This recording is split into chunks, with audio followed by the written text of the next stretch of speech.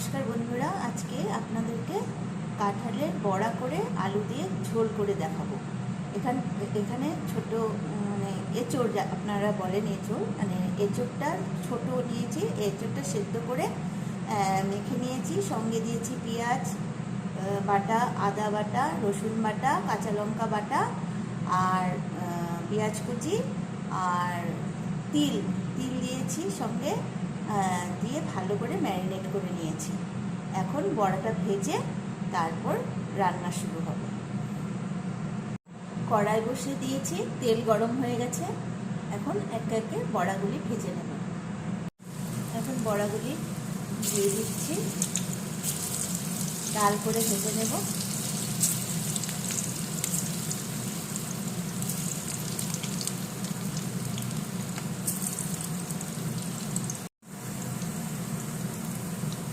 এখন বড়াগুলি উল্টিয়ে দিয়েছি, একটু লাল লাল হলে উঠিয়ে নেব। বড়াগুলি ভাজা হয়ে গেছে, এখন উঠিয়ে নেব।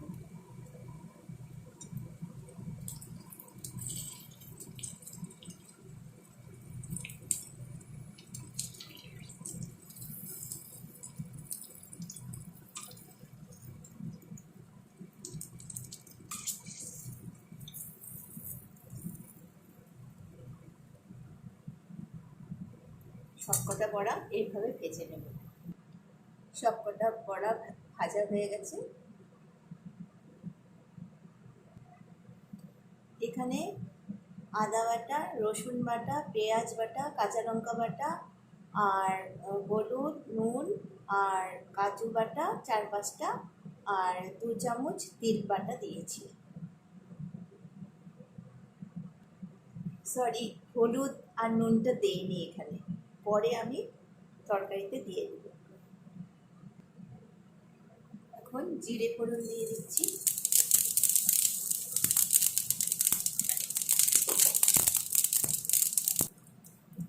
এখন আলু সেদ্ধ করা আলুগুলি এখানে দিয়ে দিচ্ছি।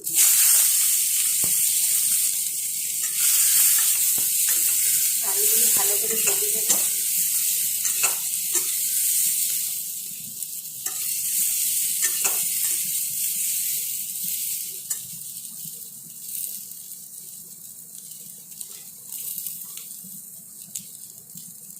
অল্প নুন দিয়ে দিচ্ছি।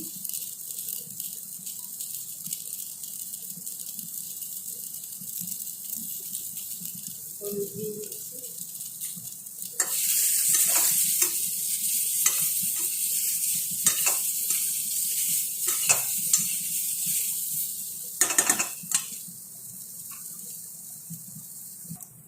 চেরি টমেটো নিয়েছি, তার থেকে বীজগুলি বের করে নিয়েছি।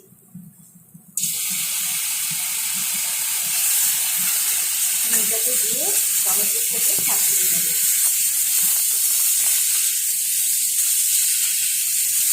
সরি, আলুর সাথে ছাপিয়ে নেব।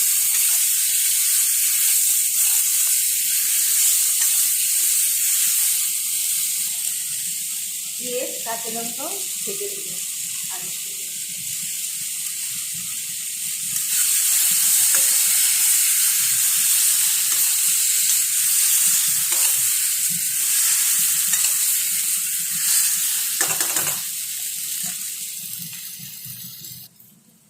আলু, পেঁয়াজ, কাঁচা লঙ্কা, টমেটো ভালো করে সাঁতলিয়ে নিলাম।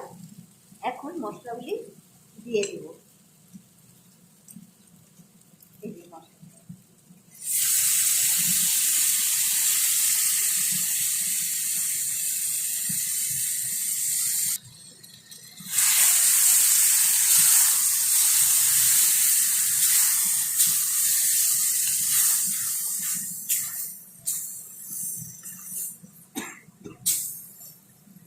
ভালো করে কষে নেব মশলাটা।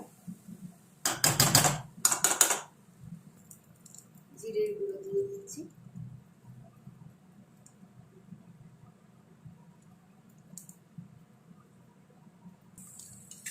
ভালো করে কষিয়ে নেব। হয়ে এসছে, আরেকটু কষিয়ে নেব। তারপর ঝোলটা দিয়ে দেব। জল দিয়ে দিচ্ছি।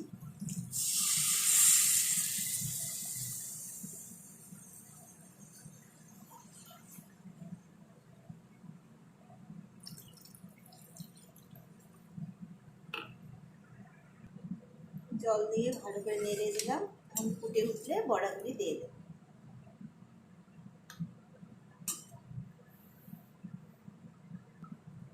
ভালো করে ফুটে উঠেছে, এখন বড়াগুলি দিয়ে দেবো।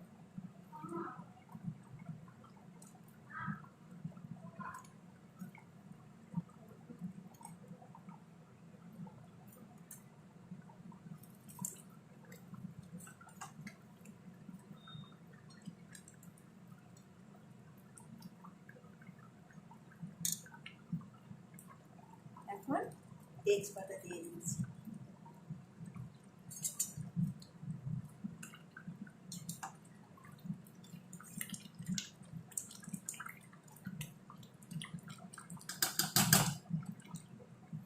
একটু ঘি দিয়ে দিচ্ছি।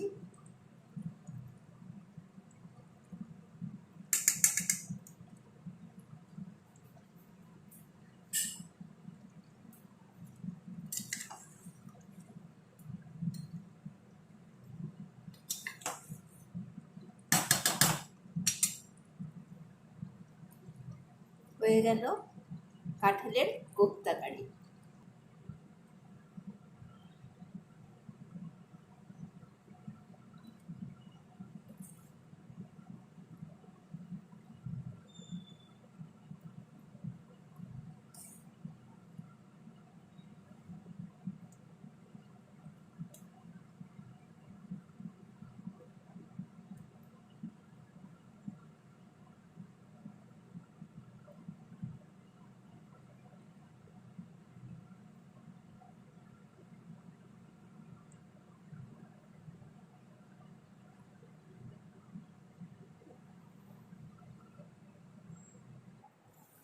তৈরি হয়ে গেল কাঁঠালের কোপ্তা কারি।